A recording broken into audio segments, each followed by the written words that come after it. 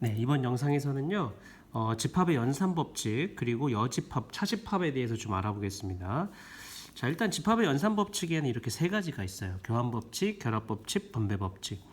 자, 교환법칙이라고 하는 건 뭐냐면 두 집합에 대해서 A 합집합 B를 하나, B 합집합 A를 하나 상관없다는 겁니다. A 교집합 B를 하나, B 교집합 A를 하나. 그러니까 마치 이 집합에 써 있는 이 순서가 교환이 된 것이죠. 그래도 등호는 성립한다는 거죠. 사실 이것은 벤 다이어그램을 이용해서 그려보면 명확하고 심플하게 우리가 이해를 할 수가 있습니다. 일단 먼저 설명부터 해볼게요. 자, 결합법칙이라고 하는 것은 여기에 부호가 같을 때 쓰는 거예요. 교교 이렇게 괄호 안에 집합 연산의 기호가 합집합, 교집합, 교집합 이렇게 같을 때 쓰는 거고요. 분배법칙은 다를 때 여기가 교면 여기가 합, 여기가 합이면 여기가 교 이런 식인 겁니다. 자, 그래서 결합법칙이라고 하는 것은 뭐냐면 A 합 B를 한 후에 C를 합해주나 B 합 C를 한 후에 A를 합해주나 또는 A 교 B를 한 후에 C를 교집합을 해주나 B 교집합 C를 한 후에 A를 교집합해주나 어차피 그것은 두 개의 결과는 같다는 겁니다. 예, 이거 그러니까 결국 이것은 그냥 다 색칠이 되는 거죠. 예, 결국은 A 합 B 합 C가 된다는 소리입니다. 이건 마찬가지로 A교, B교, C가 되는 것이죠. 자, 그리고 여기서 지금 이렇게 이게 다르잖아요. 그죠? 이게 다를 때 이게 마치 이렇게 분배되는 느낌으로 처리하시면 된다는 거야. A교 B, 그 다음에 여기 합, 그 다음에 A교 C 이렇게 A교 B 합, A교 C 또 A 합을 이렇게 분배해주는 느낌으로 생각해 주시면 돼요. A 합 B 교 A 합 C 이렇게 얘가 이렇게 분배가 돼서 이렇게 되고 가운데 있는 연산기호가 이렇게 온 것이죠. 네, 이런 느낌으로 이제 일단 연산의 법칙을 기억하는 거고요. 왜 그런지는 당연히 우리가 좀 확인을 해봐야겠죠. 교환법칙부터 한번 볼까요? 그러니까 이런 거예요. A 합 B나 B 합 A는 그냥 집합이 써 있는 순서만 다른 것뿐이죠. A 합 B도 여기 전체 영역을 의미하고 P 합 A도 여기 전체 영역을 의미하니까 결과적으로 여기가 같다는 겁니다. A 교 B도 여기고요. B 교 A도 여기입니다. 그렇죠? 결과적으로 이 결과는 같을 수밖에 없다는 거 자명하게 우리가 이해할 수가 있고요. 그다음에 결합법칙도 한번 봅시다. 이건 같은 거니까 선생님이 이거 하나만 한번 해볼게요. 자, A 합 B는 여기를 의미하죠. 그죠? 한번 색칠해 보겠습니다. A 합 B는 이쪽 영역을 의미합니다. 그리고 C는 어디를 의미합니까? C는 여기를 의미하죠. 그죠? 자, 그렇게 되면 이게 합집합 기호니까 두 개의 영역을 합해주면 어떻게 돼요? 결국 여기 전체가 색칠이 되는 겁니다. 그죠? 자, 이번에는 B 합 C를 한번 해봅시다. B 합 C. B 합 C는 이겁니다. 그죠? B 합 C는 여기 영역이고요. A는 여기입니다. 자, 두 개를 합해주니까 결국 어떻게 돼요? 마찬가지로 여기 전체 영역이 색칠된다는 거 알 수 있죠. 따라서 우리는 뭘 알 수 있어요? 자, 이 연산의 결과와 이 연산의 결과는 같다는 사실을 알 수 있죠. 그래서 A 합을 먼저 해주고 C를 합해주나 B하고 C를 합해주고 A를 합해주나 그 결과는 같다. 자, 조심해야 될 건 뭡니까? 여기 연산이 같을 때를 얘기하는 거예요. 그게 결합법칙입니다. 자, 그 다음에 여기는 지금 위에 거는 같은 거니까 우리 수업 중에 여러분들이 직접 한번 확인해 보도록 하고요.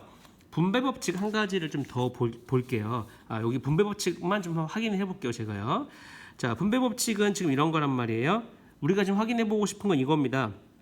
B 합 C에다가 A를 교집합해 준 결과랑 A 교 B에다가 A 교 C를 합해 준 결과가 같은지를 체크해 보고 싶은 거란 말이에요. 자, 요거부터 한번 해봅시다. 자, A는 여기예요. 그죠? A는 여기고요. B 합 C는 여기입니다. 자, 근데 지금 교집합 기호란 말이야. 그러면 이 녀석과 이 녀석의 교집합에 해당하는 부분은 어디야? 공통인 영역은 여기라는 거 여러분들이 지금 눈을 통해서 확인해 볼 수 있죠.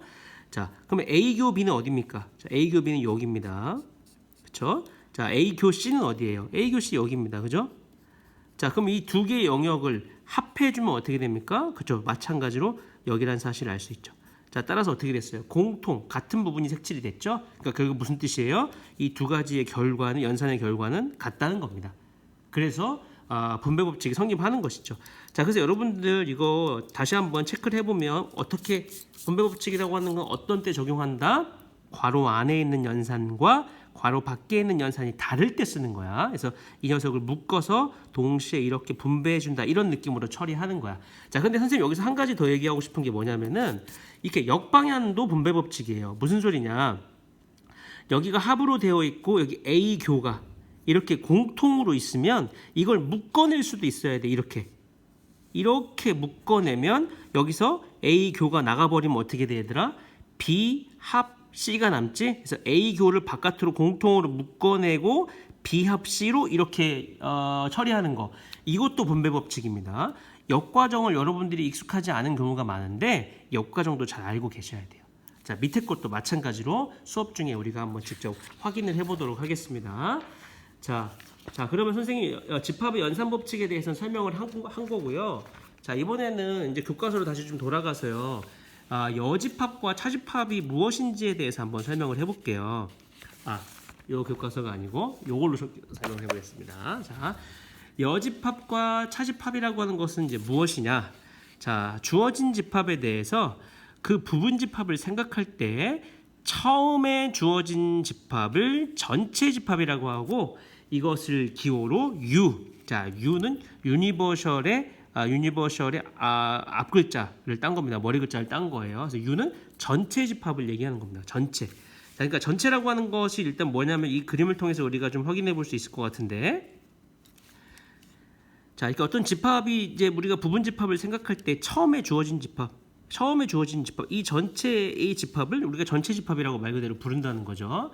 자, 이렇게 했을 때 집합 A가 전체 집합 U의 부분 집합일 때 이렇게 A가 쏙 포함되어 있을 때 자, U의 원소 중에서 A에 속하지 않는 모든 원소로 이루어진 집합을 U에 대한 A의 여집합이라고 하고 이것을 기호로 이렇게 써줘요. 자, 여집합은 영어로 컴플리먼트거든요. 그래서 이 C를 여기 지수 부분에 붙여서 A의 여집합, U에 대한 A의 여집합 이렇게 불러줍니다. 보통 줄여서 그냥 A의 여집합이라고 이렇게 부르죠.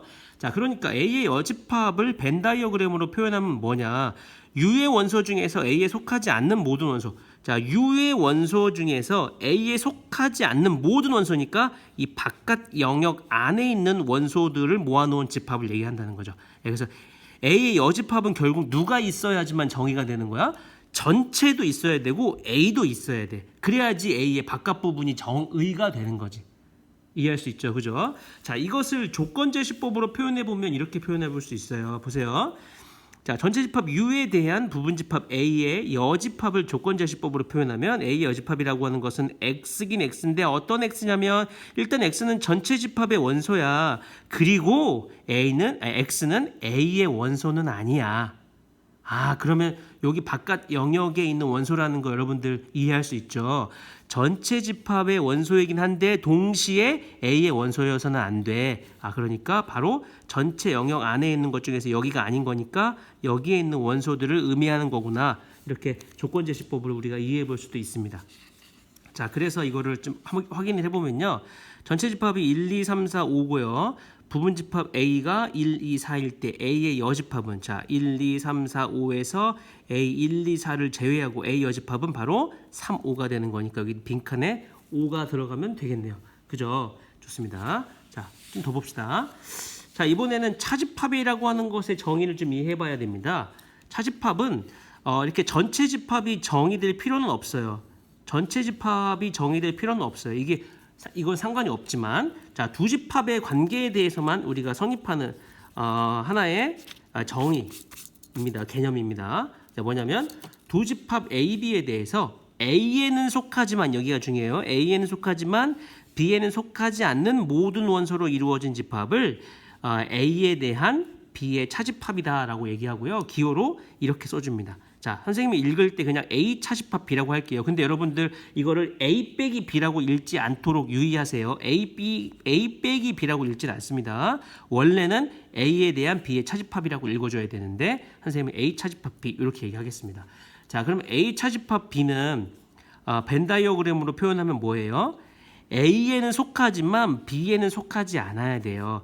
A에는 속해야 되는데 B에는 속하지 않아야 하니까 선생님이 이렇게 표현하고 싶어. A에서 A가 있는데 B가 와서 잡아먹고 남은 부분 이렇게 표현을 할게. 그렇게 하면 A 차집합 B를 이해할 수가 있을 거야. 그럼 여러분들 B 차집합 A는 뭐겠어? B에는 속하지만 A에는 속하지 않는 거야. B가 있었어. B가 있었는데 A가 와서 잡아먹고 B의 남은 부분을 얘기하는 거야. 그러니까 B 차집합 A는 B가 있었는데 A가 와서 잡아먹고 남은 부분이니까 요 영역을 얘기하는 거지. 그지? 그러니까 일반적으로 뭐야? A 차집합 B와 B 차집합 A는 같지 않구나. 이거 여러분들이 이제 충분히 이해할 수 있겠죠? 자, 그러면 A에 대한 집합 B의 차집합을 조건제시법으로 나타내면 뭐가 될까요? A 차집합 B는 X긴 X인데 어떤 X야? X는 A의 원소야. 그리고 X는 B의 원소는 아니야. 그러면 딱 요 영역이라는 거 여러분들이 충분히 이해할 수 있겠습니다. 그죠? 조건제시법 요걸 보고 A 차집합 B를 의미하는 거구나 여러분들 이해할 수 있으면 되고요. 또 A의 여집합은 차집합으로도 표현할 수가 있습니다. A의 여집합이라고 하는 걸 다시 한번 생각해 보면요. A의 여집합이라고 하는 것은 원래 전체 집합이 있었는데 A가 와서 잡아먹고 남은 부분을 얘기하는 거잖아요. 그죠? 안 보였나요? 네. 전체 집합이 있었는데 A가 와서 잡아먹고 남은 부분. 그게 바로 A의 여집합이 되는 것이죠. 그러니까 A의 여집합을 U에 대한 A의 차집합으로 생각할 수도 있는 거죠. 그렇죠? 네. 이렇게 우리가 이해해 볼 수도 있습니다. 자, 좋습니다. 자, 그러면 여기 뒤에 있는 문제를 좀 하나를 훑어봅시다. 자, 지금 우리가 예시 하나를 좀 보려고 하는데요. 여기 보시면 이렇게 얘가 하나 나와 있네요. 자, A가 집합이 이렇게 정의가 되어 있고 B 집합이 이렇게 정의가 되어 있어요. 그럼 A 차집합 B는 뭐야? A가 있었는데 B가 와서 잡아먹고 남은 A의 부분을 얘기하는 거야. 그러니까 A가 있었는데 B가 와서 잡아먹고 남아있는 요 부분을 얘기하는 거지. 그러니까 B, C, D가 되는 거지. B, C, D. B 차집합 A는 뭐야? B가 있었는데 A가 와서 잡아먹고 남아있는 부분 I, O, U가 되겠네. 이렇게 우리가 확인해 볼 수가 있는 겁니다. 그래서 두 개 다르다는 거 여러분들이 잘 이해하실 수 있을 것 같아요. 자, 좋습니다. 자, 다시 선생님 학습지로 좀 돌아가 볼게요. 자, 이제는 여집합과 차집합의 성질 몇 가지를 알아보고 마무리를 하려고 해요. 자, 여집합과 차집합의 성질에는 이제 몇 가지가 있는데 보세요. 일단은 요 1번을 우리가 좀 받아들여 봅시다. 전체 집합의 여집합은 공집합이고요. 공집합의 여집합은 전체 집합입니다. 자, 직관적으로 의미가 이해가 될 수 있겠죠. 그리고 A의 여집합은 다시 결국 A가 돼요. 그렇겠죠? A의 여집합은 여기였습니다. 그죠? A의 여집합은 여기였는데 다시 그 녀석의 이 빗금친 부분에 다시 여집합을 구하라고 하는 거니까 요 알맹이 A가 된다는 거 알 수 있죠. 그래서 여집합은 다시 자기 자신이 된다는 거 이해할 수 있고요. A 차집합, 집합 A에 대한 집합 B의 차집합은 A 교집합 B의 여집합과 같아요. 자, 무슨 말이냐? A에 대한 B의 차집합은 우리가 여기를 얘기했었죠, 얘들아. 그지? 벤 다이어그램 표시하면 여기였어. 그런데 자, 일단 여기라는 거 여러분들이 지금 머릿속에 잘 갖고 있어봐. 자, 그런데 A는 요거지 지금. A 교집합 B 여집합 하려고 하는 거니까 A는 요거야, 요거. 그지? B의 여집합은 뭐야? B를 제외한 나머지 부분이니까 여기야. 여기 색칠하면 안 되지. B의 여집합이니까 여기. 그러니까 결국 어떻게 됐어? A 교집합 B의 여집합을 하면 결과적으로 어떻게 돼? 공통인 부분이니까 여기가 되지. 여기 선생님 색칠하고 있는 여기 부분, 여기 교집합을 제외한 이 부분이 바로 A 교집합 B 여집합이 되는 거지. 이게 지금 뭐랑 똑같은 거야? 집합 A에 대한 집합 B의 차집합과 같은 거지. 그래서 이게 성립하는 거야. 그래서 A 차집합 B는 A 교 B여. 선생님의 팁은 뭐냐면 A에 대한 B의 차집합은 뭐요? 이거 약간 충청도 사투리라고 하죠. A에 대한 B의 차집합은 뭐요? A교 B요. A교 B요. A에 대한 B의 차집합은 뭐요? A교 B요. 이렇게 하시면 돼요. 이렇게 마찬가지죠. 조심해야 될 거. B에 대한 A의 차집합은 뭐요? 순서 맞춰야 돼. B교 A요. 이렇게 기억해 주시면 좀 기억이 수월할 것 같습니다. 그 다음에 A에다가 A의 여집합을 합집합을 시키면 전체 집합이 되는 거 요 그림 통해서 명확하게 이해가 되고요. A에다가 A의 여집합을 교집합시키면 공집합이 되겠죠. 공통인 부분이 없으니까. 자, 그다음 마지막으로 A가 만약에 B의 부분집합이라면 A가 B의 부분집합이라면 B의 여집합과 A의 여집합의 포함 관계는 반대가 된다는 거. 그치? B 쪽에 포함됐었는데 여집합 길이는 A 쪽에 포함된다는 거. 그것도 그림으로 그려보면 명확해. 자, 요 그림에서 그지? B의 여집합은 얘들아 여기다, 그지? B의 여집합은 여기야.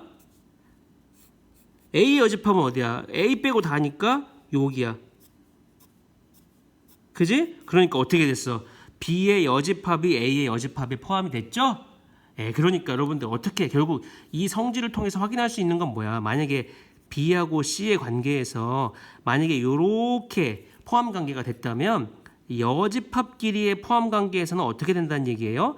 반대가 된다는 얘기예요. 자, 그 얘기를 지금 하고 싶은 겁니다. 그죠? 이거이면 이거가 성립한다. 예, 요걸 우리 선생님 얘기하고 싶었던 거예요. 좋습니다. 자, 선생님 지금 여러 가지 얘기들을 했는데 영상 다시 한번 훑어보시면서 여러분들이 여러분들의 것으로 좀 만들어보는 작업들이 필요하겠습니다. 여기까지 하겠습니다.